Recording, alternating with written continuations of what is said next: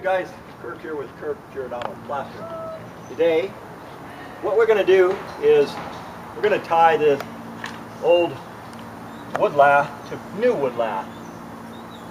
The fella here, Lee, he put in a new window. Now, the old window came out to here, so of course he had to re-plywood this guy right here. A lot of ways to do the plywood. You could bring it out to the first strips here, which would be 3/4, but he just happened to have the half inch. While we're here, I'm going to go ahead and install this Z-flashing up here.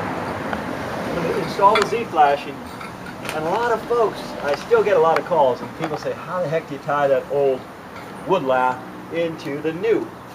A lot of caulking, this stuff right here, a lot of it. So this part's easy. We're going to take our new paper here and go under, or go on top of this paper here where the wood lath is. Now, this wood lath, it's outdated, but I see it often, very often. And it still has the paper intact, which means the house has been kept in great condition. So we're going to take our new paper here and come over here. It doesn't matter where we come. I'm going to come to about this point here. That way I still have my stucco keys. The important part on this is the sides. Okay, when we go up vertically here, I'm going to place my paper to about right here. And then I'm going to caulk it real well so when it rains that all these keys right here will be caulked in.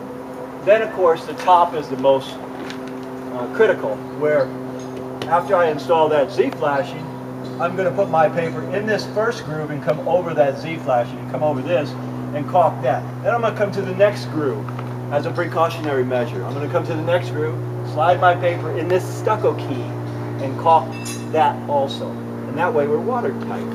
You'll see it when I get to that stage. Okay guys, we're at a stage now where this is pretty much the key, the caulking, when you're doing this old wood lath to new. Notice, I cut my, look like little soldiers right here standing up.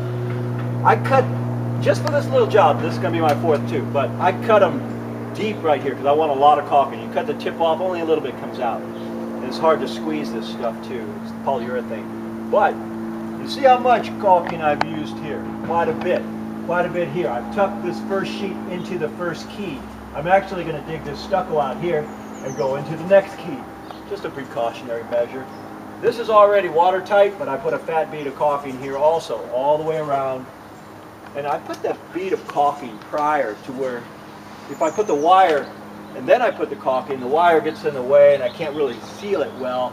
And then my gun gets jammed up with this nasty polyurethane caulking, so I always do it first. Next thing you're going to see is I'm going to put my final piece of paper right in here and fuse that. And again, with old lath like this, you use a lot of caulking, but it's worth it. Every bit of the caulking you use to waterproof it.